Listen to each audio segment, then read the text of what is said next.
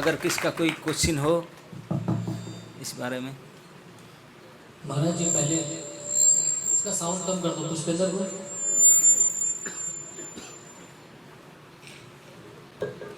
इसका साउंड कम कर दीजिए।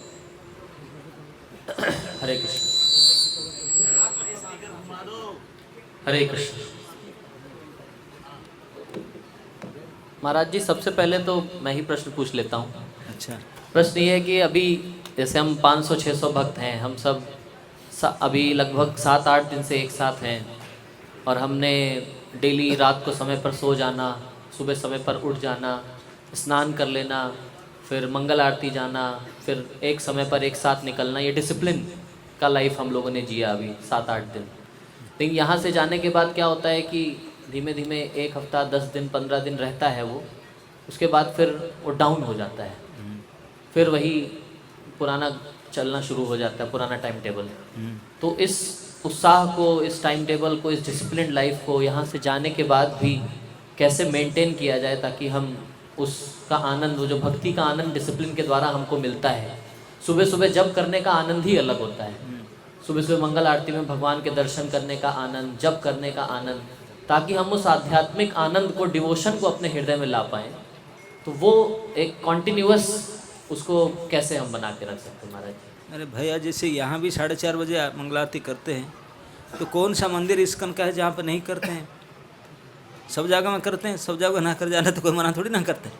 यहाँ तो इतनी सुविधा नहीं है, बाकी जगह में तो इतनी सुविधा दिया जाता है कि नहीं?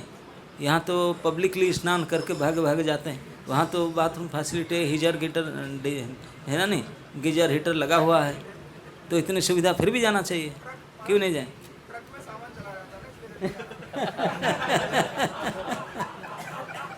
बेड सब देना पड़ता है।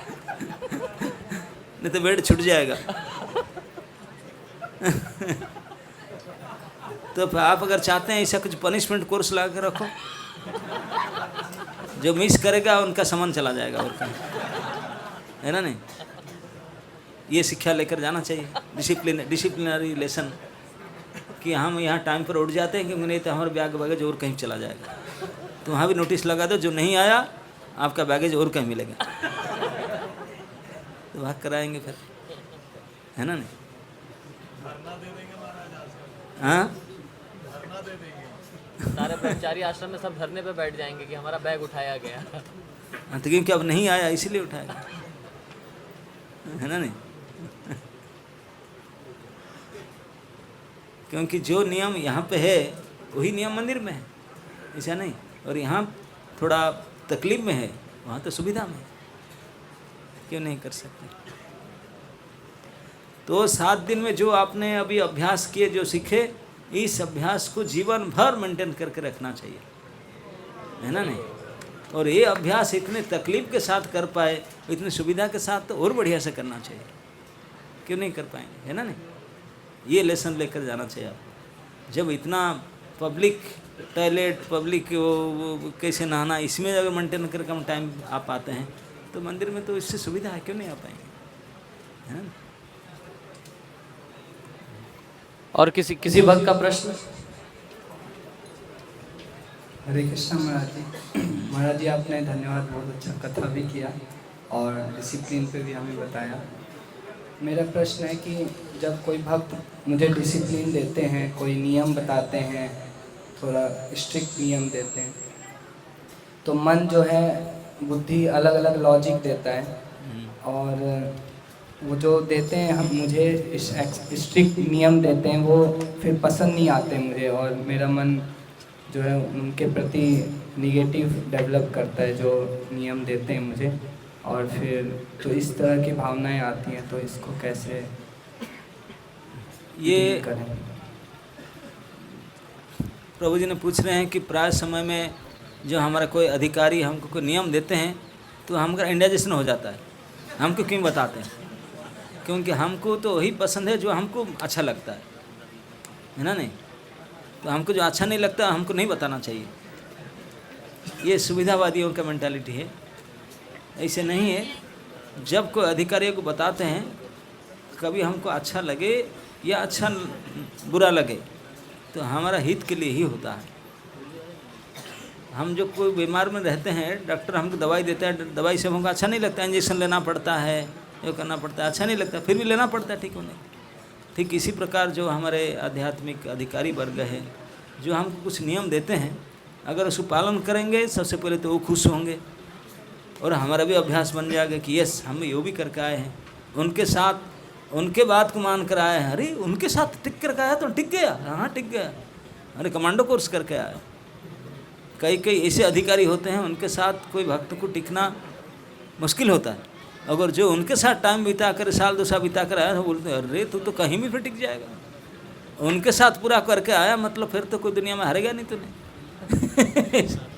तो इसलिए हमको इस भाव से चाहे कैसे भी नियम क्यों ना हो, उसको अगर अपना करके चले, उसमें हमारा नम्रता पोषण होगा और हमारा अभ्यास और बढ़ेगा, तो हमारा हित के लिए। तो हम अपना हमेशा सुविधावादी नहीं होना चाहिए, नहीं नहीं मुझे पसंद नहीं मैं नहीं करूँगा, अपना पसंद की बात नहीं है। कृष्णार्थे स्वार्थ त्याग, भक्ति का ये लक्षण है। कृष्ण की प्रसन्नता के लिए कुछ भी स्वार्थ हमारा हो त्याग करने के लिए त्याग कर देना चाहिए। तो थोड़ा बहुत आराम, थोड़ा बहुत कुछ सुविधा अगर त्याग करना पड़े, कृष्ण के लिए त्याग करना यही भक्ति के अधिकार है ना, करना चाहिए। हरे कृष्णा महाराज जी।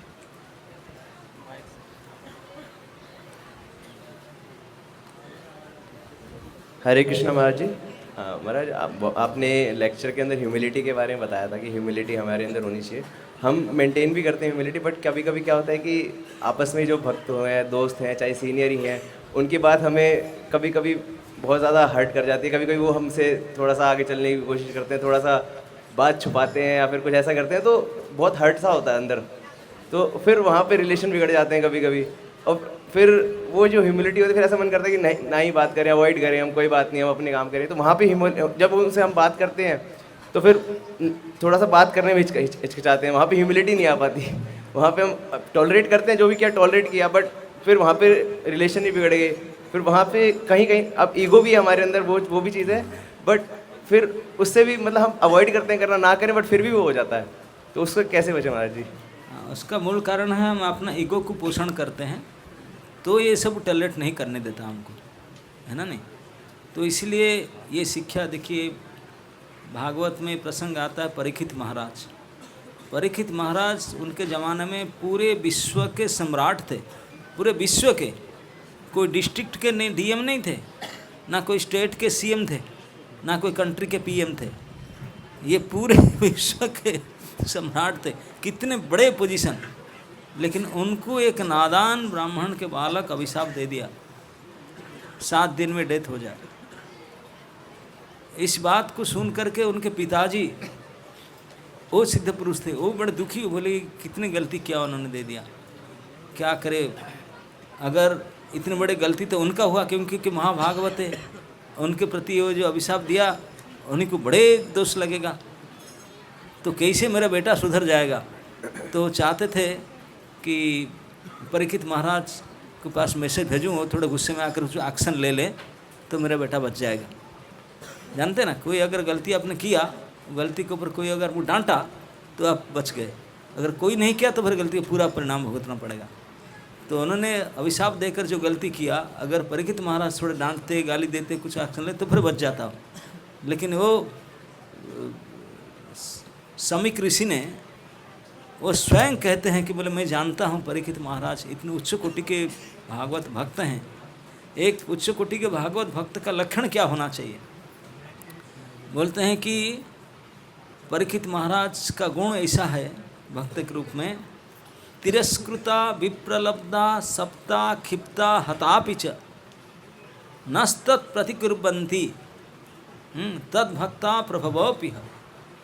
कहते हैं कि अगर कोई तिरस्कार करे, तिरस्कार समझते हैं किसी को कहते हैं, क्रिटिसाइज करे पब्लिकली, इतने सारे हजार लोगों के बीच में तुम ऐसे हो ऐसे हो ऐसे हो करके, ऐसे करके पैट करके बोले, आपको तो पब्लिक अकेले एक कोई सिंगल बोलने से आपको गुस्सा चढ़ जाता है, अकेले में रूम के अंदर, और पूरे हाट में घाटे में बाजार में पब्लिकली कोई बिना कारण से इसका तिरस्कार करे, तिरस्कार समझते ना, एक बार क्रिटिसाइज करे, कितने गुस्सा हमारा पारा चढ़ जाता है ऊपर।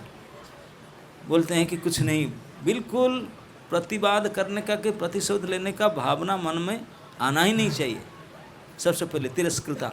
विप्रलब्धा अर्थ है कि चीटिंग। आप देख रहे हैं, समझ रहे हैं आपको ठग रहा है, चीटिंग कर रहा है। कोई आ करके दूध के बल्ले से दूध के अंदर 4 लीटर पानी मिला कर दे रहे, अब देखें आपके सामने पानी मिला रहे, फिर भी कुछ नहीं बोलना उसको। सरासर चीटिंग आपके सामने, आपके ज्ञात सर में किया जाता है, फिर भी प्रतिशोध के प्रतिकार नहीं सोचना। तिरस्कृता विप्रलब्धा। सप्ता। कोई आपको साफ दे दे तब भी उसको कोई रोक टोक नहीं, मना नहीं करना। सप्ता। क्षिप्ता मतलब ब्लेमिंग, आक्षिप्त करना। आपका दोष नहीं, बोला नहीं इसने किया, इन्हीं की वजह से हुआ है, बेमतलब का कोई पार्ट नहीं, बिल्कुल झूठ आपके कोई ब्लेम करे, हम तो गरज पड़ेंगे नहीं, कुछ भी नहीं बोलना। ब्लेम करने पर भी। क्षिप्ता। सप्ता। क्षिप्ता। हता। कोई मारे भी आपको, मारे पीटे, तब भी कुछ नहीं बोलना। केवल बोलना नहीं, बोलते हैं नस्य तत् प्रतिकुर्बन, प्रतिकार लेने का कि प्रतिशोध लेने का भावना मन में आना ही नहीं चाहिए। किसका?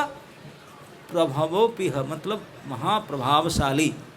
जो प्रभावशाली है उनका, जो प्रभावहीन है उनका तो कहना है कि जैसे कोई बहुत बड़े राजा जा रहा था, कुछ भिखारी कुछ बोले तो भिखारी को उठ करके 2 छप्पड़ मारा, बस ऐसा बदमाश मत को चला गया। दूसरा भिखारी आकर पूछा, अरे राजा आकर आपको पीट करके चला गया, तो कुछ बोला नहीं, माफ़ कर दिया उसको। अगर भिखारी बोले माफ़ कर दिया तो माना जाएगा? तू क्या माफ़ करेगा, तो क्या माफ़ करेगा? लेकिन अगर राजा को कोई आकर मार के चला जाए, राजा कुछ ना कहे, तो उसको माना जाए कि ये माफ़ किया करके, क्योंकि प्रभावशाली है। तो इस प्रकार हमारा तो प्रभाव तो कुछ है ही नहीं, फिर भी गुस्सा हाँकते हैं। लेकिन वो तो विश्व के सम्राट थे, कितने बड़े प्रभाव था उनका, अभिशाप को हाथों हाथ काउंटरैक्ट कर सकते थे, लेकिन फिर भी कुछ नहीं किए, भगवान को थैंक यू कह करके अभिशाप को स्वीकार किए। ये है भक्ति का गुण। अगर भक्ति करना चाहते हैं, इस प्रकार के सहनशीलता होना चाहिए। समझ रहे ना? हमारा क्या पारा चढ़ जाता है, हमको बुरा मान जाते हैं, ऐसा हो जाते हैं, सब कहाँ नीचे की। ये सब उदाहरण जब पढ़ेंगे, समझेंगे, सीखेंगे, तो हमारा अरे कितने दूर अब कम जाना है, अब तो कहाँ पड़े, कितना तक जाना है कि नहीं? हरे कृष्ण महाराज जी। बोलो। दंडवत प्रणाम। निद्रा देवी को कैसे विजय पाया जाए? सब हंस रहे हैं, किस लिए बताया ना? जानते हैं किस लिए हंस रहे हैं? नहीं समझा? अब झूठ बोला इसलिए हंस रहे हैं। अब दंडवत तो किया नहीं, बोला दंडवत।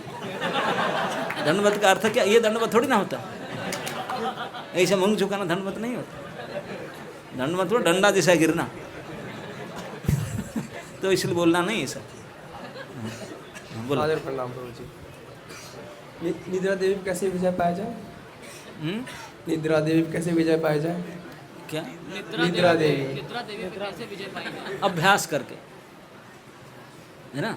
नींद आता है, खड़े हो जाओ, खड़े होकर सोते तो फिर पानी में धो लो, चलते रहो, चलते चलते सो जाए, गिरो पड़ो, नाक फटेगा, फिर भी छोड़ो मत, फिर भी छोड़ो मत, प्रयास करते रहो, फिर एक बार निद्रा। और निद्रा को सरेंडर को, नींद आ जाके सो गया तब तो कभी नहीं हो सकता। फाइट विथ, तब हो जाए अभ्यास। यस। हरे कृष्ण महाराज जी।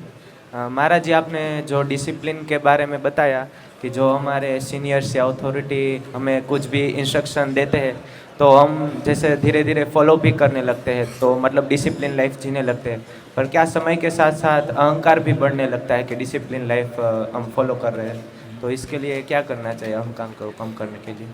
आपको बोलते हैं नम्र होने में भी अहंकार हो जाता है। हाँ, मैं इतने हम्बल हूँ, तो फिर चलो ये अहंकार अच्छा है, ये सत्य अहंकार है ना। इनडिसिप्लिन होकर के दिखाना मैं इसे बेटर है डिसिप्लिन होकर। हरे कृष्ण महाराज जी। मेरे सवाल ये है कि कभी कभी जैसे हम भक्ति में आ गए तो हमको एक गाइडेंस के लिए एक व्यक्ति दिया जाता है, जिसको हम कुछ भी कह सकते हैं, काउंसलर या फैसिलिटेटर।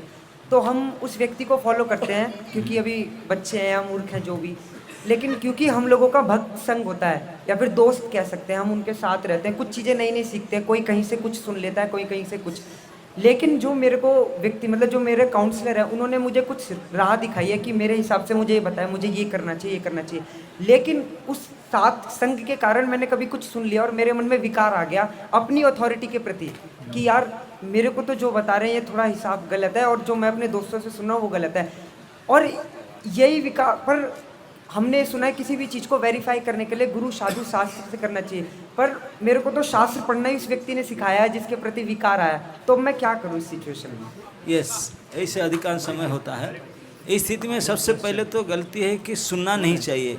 आपके जो सीनियर है उनके बारे में बुरा सुनना नहीं चाहिए। अगर किसी इसी स्थिति में पढ़ के सुन गया तो सीधा जाकर के माफ़ी मांगना चाहिए कि प्रभु जी ऐसे में कुछ गलत सुन लिया आपके बारे में, मुझे माफ़ कर दीजिए, मुझे सुनना नहीं चाहिए था लेकिन मैं बच नहीं पाया, ऐसे बात कर मैं उनके साथ बैठा था उठकर जा नहीं पाया, सुन लिया, उसी क्षण जाकर माफ़ी मांग लेना चाहिए। ओके,